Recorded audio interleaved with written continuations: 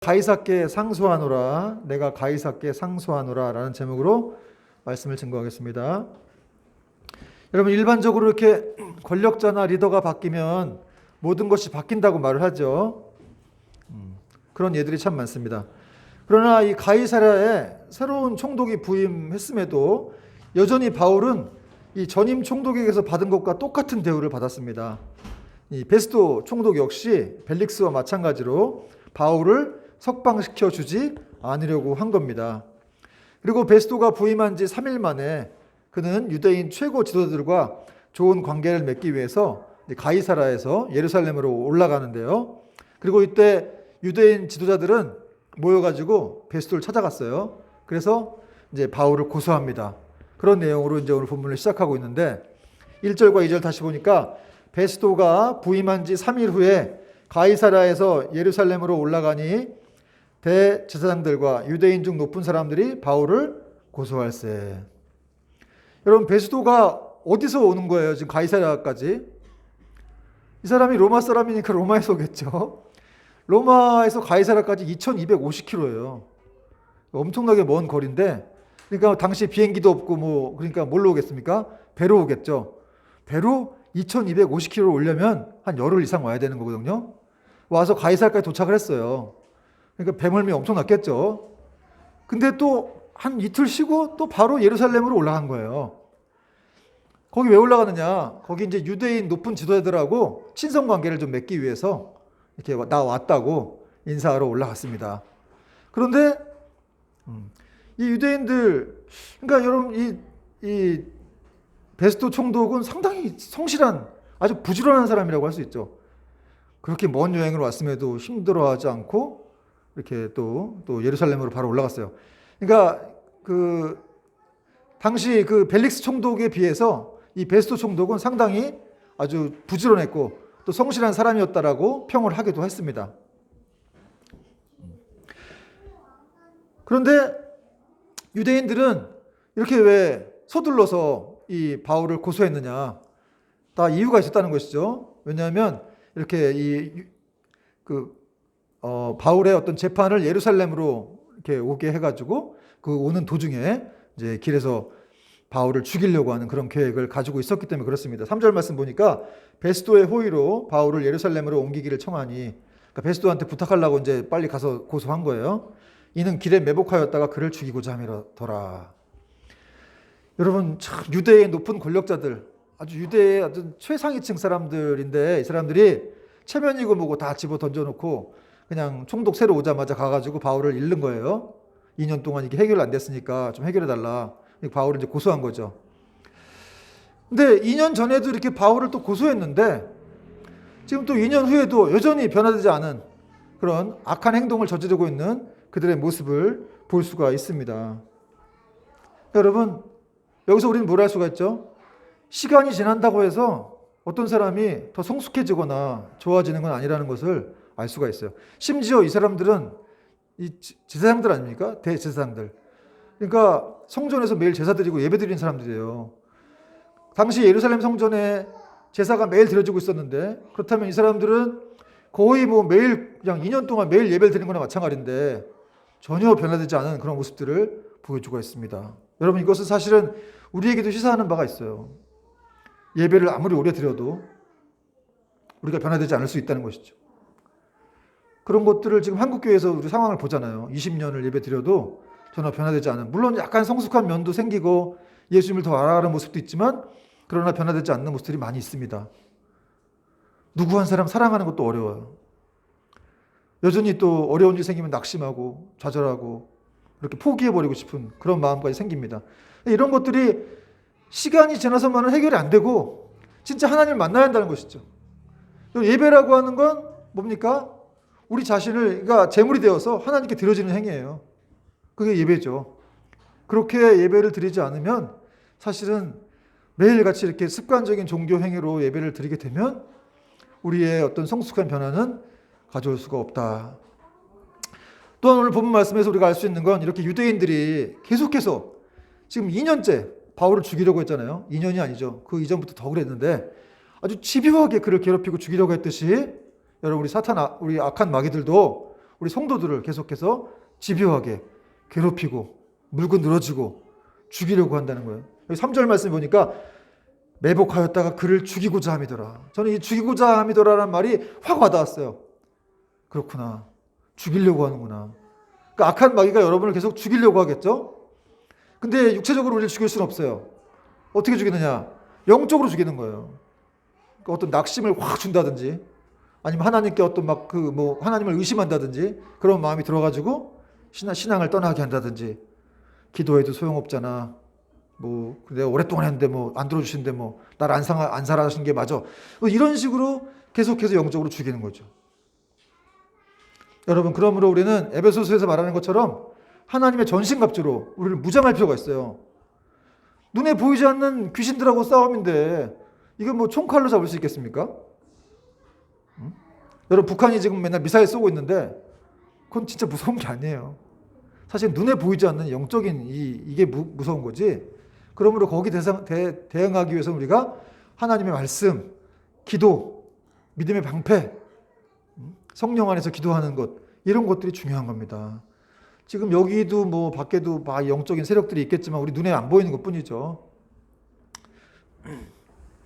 그런데 여러분, 이 베스도가 어떻게 또 이렇게 뭘 알았는지 이 유대인들의 요구를 거절해버려요. 4절과 5절 말씀 보니까 같이 한번 읽어볼게요. 4절 5절 시작. 베스도가 대답하여 바울이 가이사랴에 구류된 것과 자기도 멀지 않아 떠나갈 것을 말하고 또 이르되 너희 중 유력한 자들은 나와 함께 내려가서 그 사람에게 만일 옳지 아니한 일이 있거든 고발하라 하니라. 여러분, 베스도는 유대인들의 이 암살 음모를 몰랐어요. 그러나 지금 바울이 여기 없고 가이사랴에 있으니까 그냥 거기 있는 게 좋겠다. 그리고 내가 얼마 있다가 떠날 거니까 그냥 거기 내버려 있게 하자. 내버려 두자. 이런 말을 유대인들에게 했고, 너희가 정말 고소하고 싶으면 가이사랴까지 같이 내려와. 이런 말을 했다는 거죠.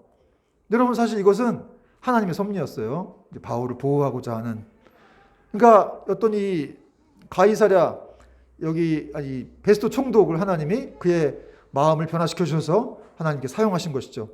여러분, 하나님은 예전에 바울의 조카를 이렇게 사용하셔가지고 그들의 음모를 듣게 하셨죠. 그렇지만 이번에는 총독의 마음을 움직이셔가지고 또 바울을 예루살렘으로 옮겨가지 않게 하심으로 인해서 그들의 음모를 무산시키셨다는 거예요. 여러분, 이처럼 하나님은 자기 백성들을 구원하시는 일에 있어서 한 가지 방법만을 사용하시는 게 아니라는 거예요. 절대 똑같은 방법으로 일하시지 않습니다.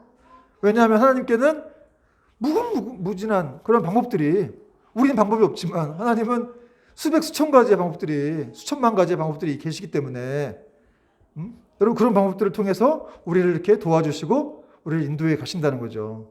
여러분, 믿으시기 바랍니다. 그래서 우리가 이렇게 우리 어떤 그 인간의 어떤 한계에 갇히면 안 돼요. 나는 방법이 없으니까 하나님도 없을 거야. 이렇게 생각하는 사람도 굉장히 많죠. 또 그렇게 고난이나 어떤 방법, 어떤 뭔가 이렇게 좀 집요하게 뭔가 나를 괴롭히겠다 보면, 야, 이건 도저히 해결할 길이 없겠는데? 이런 생각이 들 때가 많죠. 그러나 여러분, 하나님께는 답이 있습니다. 그래서 우리가 문제가 생기면 답답해하고 걱정하고 좌절할 게 아니라 그냥 은혜의 보좌 앞에 나아가면 되는 거예요. 여러분, 우리는 은혜의 보좌 앞에 나아가도록 부르심 받은 사람들이죠. 그렇잖아요. 그런 것들을 활용해야 한다는 것이죠. 히브리서 4장 16절 말씀 보니까 그러므로 우리는 긍휼하심을 받고, 우리가 긍휼하심을 입었다는 거예요. 이미 때를 따라 돕는 은혜를 얻기 위하여. 뭐를 얻기 위하여? 때를 따라 돕는 은혜를 얻기 위하여 은혜의 보좌 앞에 담대히 나아갈 것이니라. 좀 이렇게 내가 좀 하나님 앞에 나가기 부끄러운 것 같아도 담대히 나가라는 거예요. 난 자녀니까, 우린 자녀니까. 여기 때를 따라 돕는 은혜는 무슨 말이냐면, 원어적인 뜻을 보면은 의사나 소방관이 어떤 환자를 살리기 위해서 막 달려가잖아요. 그 목적 하나만으로. 그렇죠? 그렇듯이 하나님께서 여러분을, 자녀들을 도우시기 위해서 막 달려가는 거예요. 그 목적 하나로만. 그게 이제 때를 따라 돕는 은혜예요. 여러분, 우리 하나님께 나아가는 자들에게 이런 은혜를 주실 줄 믿습니다. 그리고 이제 10일이 지난 후에 베스도가 이제 가이사랴로 내려가서 그 베스도 앞에서 이제 또 재판이 시작되었습니다. 6절, 7절, 8절 보니까 6절, 베스도가 그들 가운데에서 8일 혹은 10일을 지낸 후 가이사랴로 내려가서 이튿날 재판 자리에 앉고 바울을 데려오라 명하니. 바울이 재판 자리에 나왔어요. 7절 보니까 그가 나오면 예루살렘에서 내려온 유대인들이 불러서서 여러 가지 중대한 사건으로 고발하되. 하여간 유대인들은 맨날 고발하죠. 또 고발했어요. 여러분 이게 마귀의 특성이에요. 맨날 고발하고 참소하고. 근데 뭐 또 뭐냐면 능히 증거를 대지 못한지라. 그러니까 8절 바울이 변명하여 이르되 유대인의 율법이나 성전이나 가이사에게나 내가 도무지 죄를 범한 일이 없다. 나는. 여러분 재판이 열렸는데 바울이 나왔어요. 그랬더니 유대인들이 또 여러 사건으로 막 바울을 고소한 거예요. 이 애가 어땠고 이랬고 이랬는데 재판해 주세요. 이랬더니 근데 중요한 건 또 증거를 못 댔어요. 그냥 이렇게 너저로 이렇게 뭐가 이렇게 막 이렇게 널브러 놓긴 하는데 뭐 제시할 만한 증거가 없는 거예요. 그러니까 이 재판은 예전에 이 벨릭스 때하고 똑같은 거죠. 그때 벨릭스 때도 유대인들이 고소했는데 증거를 못 찾았어요. 그래서 벨릭스도 바울이 죄가 없는 것 같은데 뭐 그런 식으로 생각을 했다는 거죠. 그러니까 그때와 똑같은 재판을 지금 또 이렇게 벌어지고 있는 것이죠. 그때와 마찬가지 바울도 이번에도 나는 죄가 없다. 실제로 죄가 없죠. 그러니까 여전히 죄가 없는 사람을 붙들어 놓고 계속해서 이렇게 여러분 이게 마귀의 특성이라는 거예요. 그리스도인들은 죄가 다 사라졌어요. 예수님의 십자가의 보혈의 능력으로 죄가 다 사라졌는데 계속해서 얘는 죄가 있어요. 얘는 지금 하나님을 떠나 있어요. 하나님께 죄를 짓고 있어요. 여러분 죄가 다 사라졌다니까요. 우리가 이제 그리스도께 용서를 구하고 주님 저의 죄를 사해 주옵소서. 그러면 다 죄가 이제 우리 미래죄까지 사해졌기 때문에 그렇게 기도만 하면 다 사라지는 건데 계속해서 마귀는 얘는 아직 죄가 있어요. 죄가 남아 있어요. 그래서 계속 우리에게 죄책감을 갖게 하고 막 힘들어하게 한다는 거죠. 여러분 유대인들이 그렇다는 거예요. 바울은 죄가 있다. 죄가 있으니까 재판해 달라. 그러나 실제로 그는 죄가 없었습니다. 그러자 갑자기 베스도가 뜬금없이 또 유대인들의 마음을 얻고자 해서 바울에게 너 혹시 예루살렘 가서 재판 받을래? 이런 말을 했습니다. 9절 보니까 베스도가 유대인들의 마음을 얻고자 하여 벨릭스도 그랬고 베스도도 그랬고 계속해서 유대인들의 어떤 마음을 얻고자 해서 이 사람들이 눈치를 봤다는 거예요.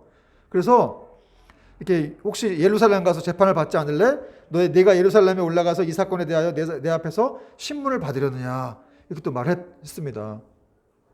그랬더니 바울이 뭐라고 했냐면 다시 한번 자신의 결백을 주장하면서 나는 가이사에게 로마 황제에게 상소하겠습니다. 이런 말을 했다는 거죠. 그 내용이 이제 10절과 11절, 12절인데 같이 한번 읽어볼게요. 10절부터 시작. 바울이 이르되 내가 가이사의 재판자리 앞에 섰으니 마땅히 거기서 신문을 받을 것이라. 당신도 잘 아시는 바와 같이 내가 유대인들에게 불의를 행한 일이 없나이다. 만일 내가 불의를 행하여 무슨 죽을 죄를 지었으면 죽기를 사용하지 아니할 것이나 만일 이 사람들이 나를 고발하는 것이 다 사실이 아니면 아무도 나를 그들에게 내줄 수 없나이다. 내가 가이사께 상소하노라 한데 베스도가 배속자들과 상의하고 이르되 내가 가이사에게 상소하였으니 가이사에게 갈 것이라 하니라. 여러분 지금 이 자리에 이 재판 자리에 총독 베스도 그 다음에 아주 고관들 또 유대인들의 높은 종교 지도자들이 다 모여 있어요. 나름 그냥 위세를 뽐내면서 아주 고압적인 자세로 교만한 자세로 앉아 있었겠죠. 거기에 비해서 바울은 너무 초라해요. 2년 동안에 감옥에 있었으니까 뭐 제대로 옷이 있었겠어요. 뭐 제대로 먹지도 못해가지고 뭐 삐짝 고른 그런 바울이 지금 나와 있는 거예요. 그러니까 그 상황을 좀 생각해 보세요. 정말 막 그냥 뭐 총독들 뭐 얼마나 막 로마 장교들 뭐 로마 장군들이 입는 가운들 자주색 가운 같은 걸 딱 걸치고 앉아가지고 아주 뭐 휘황찬란한 옷을 딱 입고 위세를 뽐내고 있는 상황에서 바울이 딱 서서 나는 죄가 없습니다. 나는 결백합니다. 라고 그들 앞에서 어떻게 보면 한마디도 할 수도 없는 상황일 수도 있을 텐데 무서워서 위압적인 분위기에 눌려서 그러나 바울은 당당하게 자신의 결백을 주장합니다. 그리고 로마 황제께 상소했다는 거예요. 왜냐하면 지금 자꾸 예루살렘에 데려가려고 나 죄가 없는데 예루살렘에 데려가 재판받게 하려고 하고 또 이 총독이란 작자도 유대인들 때문에 눈치 보느라고 공정한 재판을 할 것 같지 않으니까 차라리 나를 로마 황제에게 데려가라 이런 말을 고백을 했다는 거죠. 선언을 한 거예요. 선언. 여러분 내가 가이사께 상소하노라 이 바울의 선언은 사실은 신학적으로도 굉장히 의미가 있는 거예요. 이제 더 이상 이 복음은 이 편협한 어떤 좁은 유대교 안에 머물 수가 없다. 그래서 한마디로 유대교와 기독교의 결별을 말하는 거예요. 그리고 이제 로마 황제에게 가서 거기서부터 복음이 막 로마로 퍼지기 시작하죠. 실제로. 그래서 나중에 이제 300년 지나고 난 다음에 이제 로마가 그 기독교화가 되잖아요. 12명으로 시작했는데 예루살렘에서 예수님 제자들 배우지도 못하고 무식한 사람들 모여서 시작했는 그 기독교가 전 세계를 강타해서 로마를 이렇게 지배하게 되는 그런 종교가 됩니다. 여러분, 기독교는 생명이라는 거예요. 종교가 아니라 생명이기 때문에 그런 엄청난 힘이 있습니다. 이 로마로 내가 가이사께 상소한다는 말에서 상소한다는 말은 이 원어적인 뜻으로 이 군대가 큰 전쟁에 나갈 때 이렇게 쓰는 단어였습니다. 한마디로 바울이 내가 로마로 가이사께 상소한다라고 하는 이 말은 무슨 말이겠어요? 로마를 향해서 지금 선전포고를 하고 있는 거죠. 선전포고를 하면서 어떤 지금 출정 준비를 하고 있는 거예요. 출정을 하고 있는 거예요. 여러분, 바울은 주님께로부터 받은 사명이 있었기 때문에 그것을 이루고자 하는 마음에서 이런 로마로 가겠습니다 라는 말을 했지만, 사실은 이것은 하나님의 또 이렇게 바울을 보호하고자 하는 그런 섭리였어요. 왜냐하면 지금 바울이 상고하지 않았다면, 로마로 가겠다고 상고하지 않으면 이 사람 풀려납니다. 풀려나면 유대인들한테 죽게 되는 거죠. 죽어요. 풀려나면. 감옥에서 나가면 죽는 거예요. 그래서 하나님께서는 이렇게 사랑하는 종을 통해서 로마 제국의 심장부에 복음을 실어 나르게 하시기 위해 2년 동안 이렇게 감옥 생활을 하게 하셨어요. 그리고 이제 또 때가 돼서 상고하게 하심으로 또 로마의 복음을 이렇게 전할 때까지 그 누구도 바울을 해치지 못하도록 하나님이 이렇게 보호하셨다는 것이죠. 지켜주셨습니다. 물론 바울의 입장에서 이 2년 동안 감옥에 생활하는 건 쉽지 않았겠죠. 이 사람이 지금 나이도 많고 몸 병도 많고 그랬잖아요. 그럼에도 불구하고 또 이 사람 안에는 뭐 복음에 대한 열정이 뜨거운 사람이니까 한 사람이라도 더 복음을 전하고 싶은 그런 마음이 있는 사람인데 자기를 가두고 있으니까 답답했을 텐데, 그러나 사실은 이것은 바울을 보호하는 하나님의 섭리였다는 거예요. 여러분, 결코 무의미한 시간은 없습니다. 우리 인생에서도 무의미한 시간은 없어요. 아주 답답한 시간. 도대체 하나님 나한테 왜 이러시는 거야? 나를 왜 이렇게 힘들게 하시는 거야? 2년 동안 왜 이렇게 가둬두시는 거야? 난 밖에 나가서 일해야 되는데, 나는 지금 복음 전해야 되는데, 라는 생각이 든다 할지라도 하나님이 거기 가두시면 그것이 진정한 축복이고 은혜인 줄 여러분 믿으셔야 됩니다. 왜냐하면 거기 있어야 살기 때문에, 그리고 거기 있어야 로마로 갈 수 있는 길이 열리기 때문에 그렇습니다. 여러분, 우리 삶 속에서도 어떤 일을 하다 보면 내 뜻과 다르게 전개가 되는 일이 많고, 또 뭔가 이렇게 자꾸 지연되는 것 같고 이해되지 않는 상황이 발생할 수 있는데, 그런 것들이 그냥 이렇게 잘못되는 것이 아니고 사실은 하나님의 섭리가 있다는 거예요.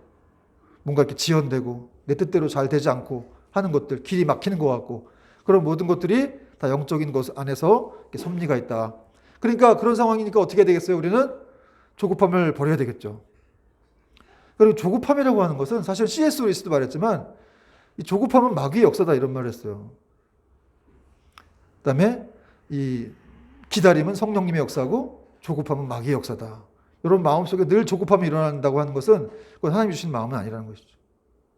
하나님은 항상 조급한 게 없어요. 그분이 다 가지신 분이 전능하신 분인데 왜 조급해요? 언제든지 그 자리에서 해결할 수 있는 분이고. 그렇잖아요? 시간 밖에 계신 분이라서 우린 시간에 얽매여 있지만 언제든지 시간 속에 개입할 수 있는 거예요.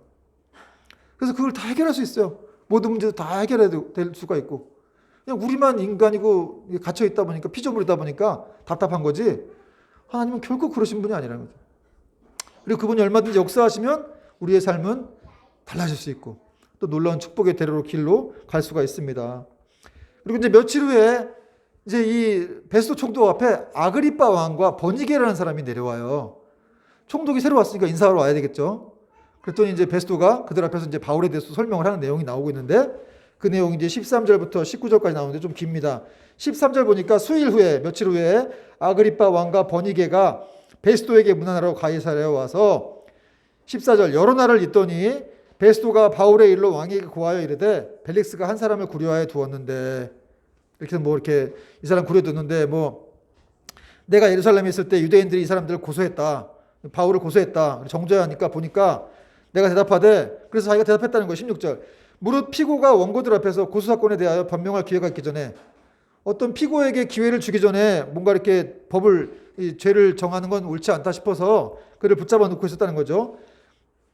그리고 그 사람들이 바울을 이렇게 데려왔는데, 그리고 자기가 보니까 18절과 19절에 이런 말을 합니다. 베스도가 18절 원고들이 서서 내가 짐작하던 것 같은 악행의 혐의는 하나도 제시하지 아니하고, 증거를 못 댄다는 거죠, 바울에 대해서. 19절 오직 자기들의 종교와 또는 예수라 하는 이가 죽은 것을 살아있다고 바울이 주장하는 그 일에 관한 문제로 고발하는 것뿐이라.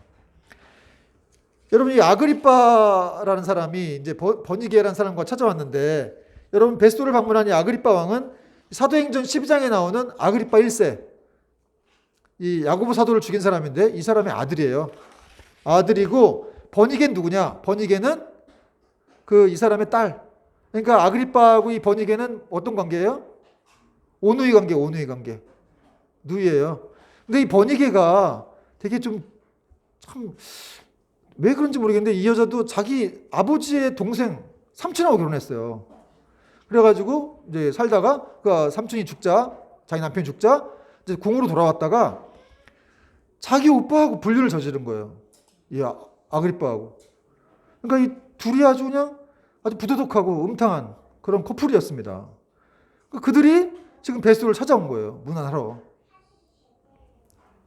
여러분, 혹시 참 우리 어떤 분들 중에는 이렇게 뭐 상류사회 이렇게 가려고 막 노력하는 분들도 있고 귀족사회 이런 걸 동경하는 분들도 있을지 모르겠지만 참 이렇게 귀족사회나 상류사회가 생각보다 아주 지저분하고 뭐 다 그런 건 아니겠지만 어쨌든 참 충격적인 그런 행태를 벌이는 사람들이 많이 있다는 것을 우리가 알아야 돼요. 그렇죠? 옛날에 그 영화에 상류사회라는 영화도 있었는데 예, 참 아주 재미없었습니다. 참 삐뚤어진 욕망을 드러내는 그런 영화였는데 저는 박해일 씨가 나온다 그래서 수혜가 나온다 해서 봤는데 더 이상 얘기 안 할게요. 뒤에서 인상을 쓰고 있네요. 네. 그래서 어쨌든 여러분 이렇게 이 사람들이 와가지고 그냥 베스도에게 문안을 하면서 뭔가 또 아부를 했겠죠. 근데 사실은 이제 나중에도 알게 되지만 이제 이것도 어떤 하나님의 섭리 가운데 있는 일이었습니다. 근데 여러분 우리가 생각해 봐야 될 것은 이 베스도라고 하는 사람이 한 말이에요. 베스도가 아그리빠 왕과 고관들 앞에서 한 말인데 18절과 19절 말씀 다시 보시면 18절에 보니까 원고들이 서서 내가 짐작하던 것 같은 악행의 혐의는 하나도 제시하지 아니하고 오직 자기들의 종교와 또는 예수라 하는 이가 죽은 것을 살아있다고 바울이 주장하는 그 일에 관한 문제로 고발하는 것뿐이라. 여러분 지금 이게 베스도가 무슨 말을 하고 있는 거예요? 내가 보니까 무슨 난 큰일 난 줄 알았다.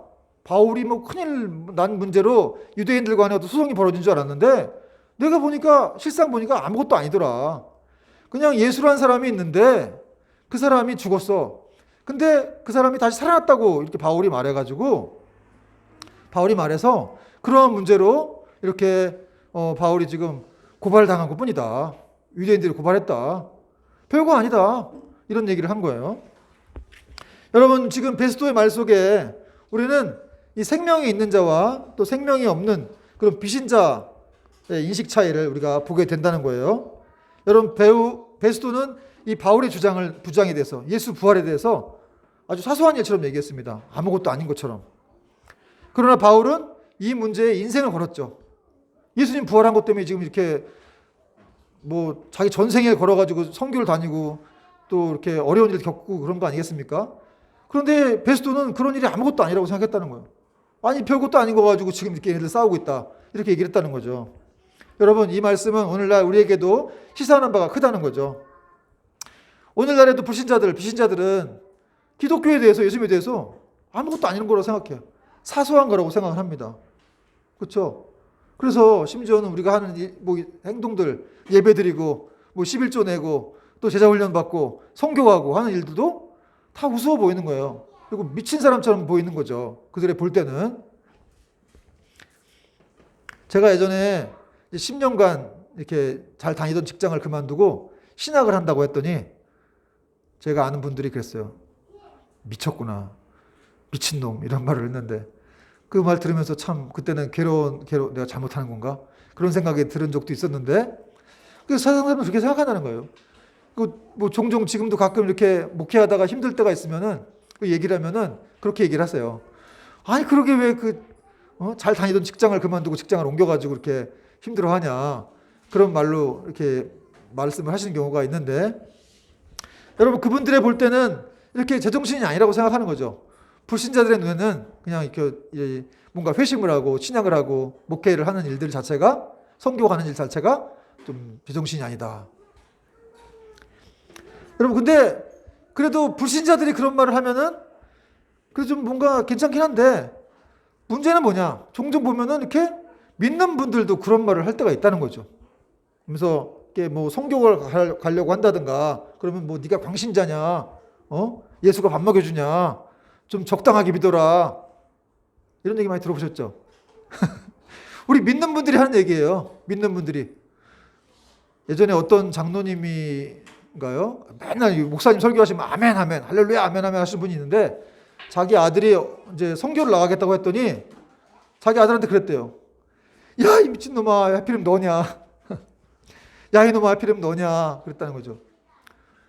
여러분, 예배 때 와서 하나님 아멘 아멘 걸고 뭐 목사님 뭐 사랑합니다 이러신 분인데 자기 아들이 또 이렇게 선교사가 되겠다고 하니까 물론 쉬운 일은 아니었겠지만 어쨌든 왜 하필이면 너냐 그랬다는 거죠.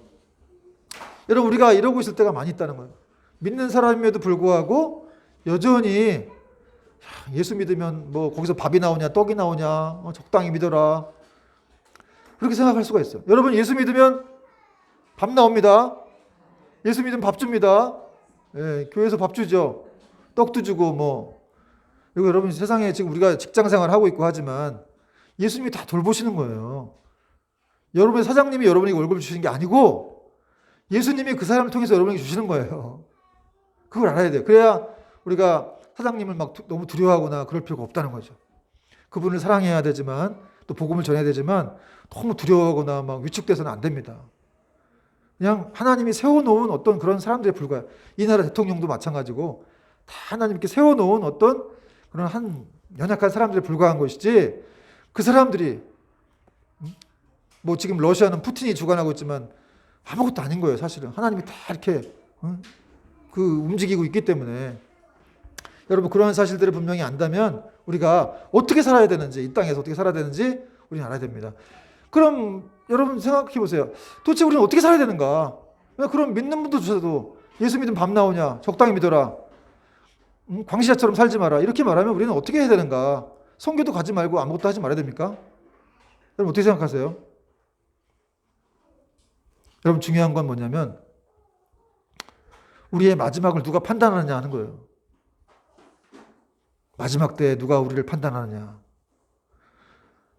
여러분, 누가 뭐 판단하시겠어요? 마지막에 예수님이 우리의 그 심판대에 의해서 우리를 판단하시는 것이죠.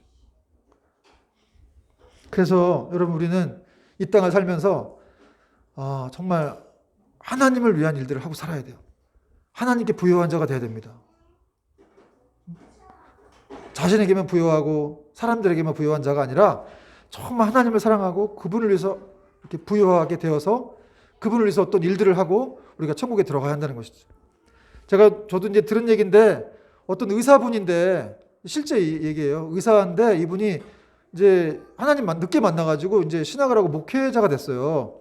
그래갖고 이제 기도를 하고 있는데 어떻게 환상 중에 하나님이 이렇게 말씀하셨대요. 너는 나를 위해서 뭘 했느냐? 뭘 하다 왔느냐? 뭐 이런 식으로 질문하셨다는 거예요.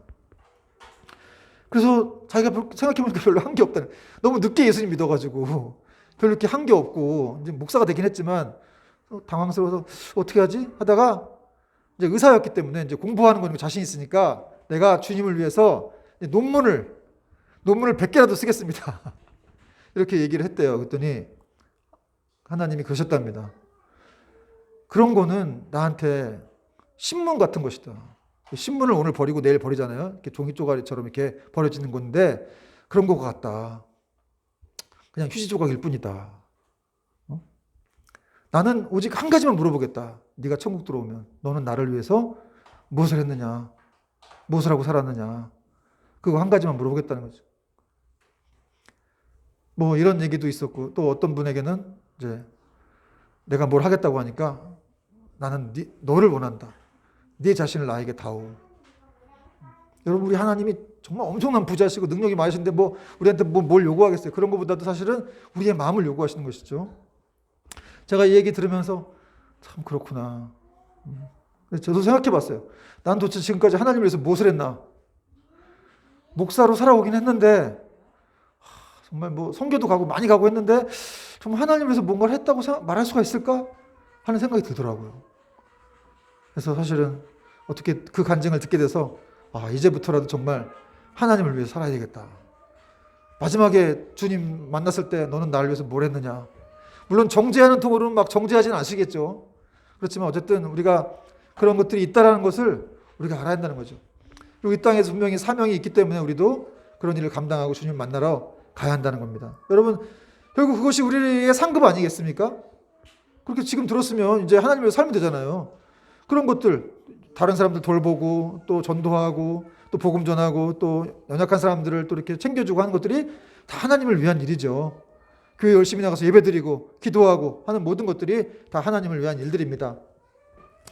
자, 이제 마지막 20절부터 22절까지는 이제 베스도의 난처한 처지가 소개가 되고 있는데, 이제 20절 보니까 내가 이 일에 대하여 어떻게 심리하는지 몰라서 바울에게 묻되 예루살렘에 올라가서 이 일의 신문을 받으려느냐 한즉 바울은 황제의 판결을 받도록 자기를 지켜주시기를 호소하므로 내가 그를 가이사에게 보내기까지 지켜두라 명하였노라 하니 아그리빠가 베스도에게 이르되 나도 이 사람의 말을 듣고자 하노라. 베스도가 이르되 내일 들으시리이다 하더라. 이게 이제 베스도가 이 아그리빠 왕에게 어떤 보고를 하는 내용인데, 근데 자기가 이제 이 아그리빠 왕에게 바울을 세운 이유가 있다는 거예요. 왜냐하면 자기가 보니까 죄가 없거든요. 바울이 죄가 없어서.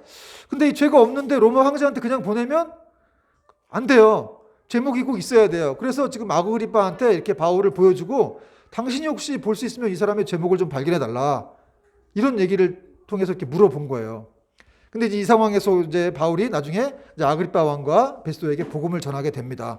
그러니까 여러분, 사실 이 모든 것들도 다 하나님의 섭리 가운데 있는 일이었다는 거예요. 왜냐하면 여러분, 바울이 주님께로부터 내가 내 이름을 이방인과 임금들에게 전할 나의 택한 그릇이다, 이런 말씀을 들었죠. 그런 사명을 받았어요. 그러니까 지금 그 말씀들이 성취가 되는 순간이라는 거예요. 임금들, 여러분, 바울이 어떻게 언제 이런 총독이나 이런 뭐 아그리빠 왕 같은 사람 만나겠어요? 바쁜데. 그러니까 이런 사람들을 지금 이렇게 만나가지고 어떻게 감옥에 있다가 이렇게 만나게 된 거죠. 그래서 이 사람들에게 나중에 이제 복음을 또 증거합니다. 26장에 이제 그런 얘기들이 나오는데, 여러분, 이 모든 것들이 다 이렇게 하나님께서 바울을 통해서 복음이 전파되게 하시려는 하나님의 섭리였다는 것을 우리가 알 수가 있다는 것이죠. 여러분, 말씀의 결론을 맺겠습니다. 여러분, 바울이 지금 예루살렘에 올라온 다음에 총 5번의 재판을 받았어요. 이 군중들 앞에서, 또 사내들의 공회 앞에서, 또 벨릭스 앞에서, 베스도 앞에서, 지금 아그리빠 왕 앞에까지 5번의 재판을 받았습니다. 총 소요 시간이 한 2년이 넘게 걸렸죠. 그러나 이 시간은 결코 무의미한 시간, 쓸데없이 낭비한 시간이 아니었다는 거예요. 제가 말씀드렸지만 바울에게 주신 사명, 네가 임금들과 또 이스라엘 사람들에게 이렇게 복음을 전하게 될 나의 그릇이다라고 말씀하신 그 사명대로 이렇게 이들에게 복음을 전하는 귀한 시간이었다는 거죠. 그리고 여기 있어야 또 로마로 갈 수 있는 준비를 할 수 있는 시간이었습니다. 그러니까 이 모든 것들이 다 하나님께서 계획한 그런 바울에게 주시는 그런 은혜의 시간이었고, 또 그를 사용하시고자 준비하시는 그런 시간이었다는 것을 알 수가 있습니다. 그러므로 여러분, 우리 삶에도 이렇게 우리 뜻대로 되지 않고 뭔가 막히는 것 같고 또 지연되는 것 같고 잘 되지 않는 것 같아도, 정체되는 것 같아도 사실은 그 시간이 하나님이 이렇게 일하시고 있는 시간이라는 것을 우리가 알아야 됩니다. 참, 뭔가 이렇게 우리 집이 왜 이렇게 안 되지? 내 삶은 이렇게 안 풀리지? 이렇게 생각을 들 때가 있지만 사실은 그 모든 것이 하나님의 섭리 가운데 있는 시간임을 우리는 알아서 절대 조급해하지 말고, 조급하면 마귀의 역사라고 말씀드렸죠. 여러분, 기다려야 됩니다. 하나님의 때를 기다리시고 믿음을 가지고, 한마디로 기독교는 기다림이라고 할 수 있어요. 계속해서 이스라엘 백성들이 메시아를 기다렸어요. 또 출애굽할 때도 모세를 구원자를 기다렸습니다. 그 모세가 예수님의 예표 아니에요. 계속해서 기다려왔다는 거죠. 여러분, 우리는 지금 또 우리도 다시 오실 주님을 기다리고 있죠. 안 기다리고 있나요? 여러분, 기다려야 됩니다. 그 주님이 다시 오실 때 우리를 정말 사랑으로 안아주시고, 우리가 이렇게 또 오늘 들은 말씀을 통해서 우리는 다시 사명을 붙들고 나아갈 수가 있게 되겠죠. 너는 나를 위해서 무엇을 했느냐? 그럼 말하면 돼요. 제가 예배 열심히 드렸고 기도 많이 했고요. 또 전도도 했고요. 또 가난한 사람 도왔습니다. 그런 얘기 하면 되죠. 주님이 다 알고 계세요, 사실은. 그리고 그렇게 축복하시기 위해서 우리를 또 이렇게 이 자리를 부르신 거 아니겠습니까? 여러분, 오늘 바울처럼 이렇게 심지어 감옥에 있다 할지라도 또 그것이 복음을 전할 수 있는 기회가 되면 알아야 된다는 거죠. 여러분, 우리는 어떠한 상황이든지 모든 것은 기회라는 걸 알아야 돼요. 생명을 전할 수 있는 기회. 우연이 없습니다. 모든 상황은 생명을 전할 수 있는 기회로 연결돼야 한다는 것이죠. 그런 믿음으로 또 한 주간도 또 승리하는 저와 여러분 되길 주님의 이름으로 축원합니다.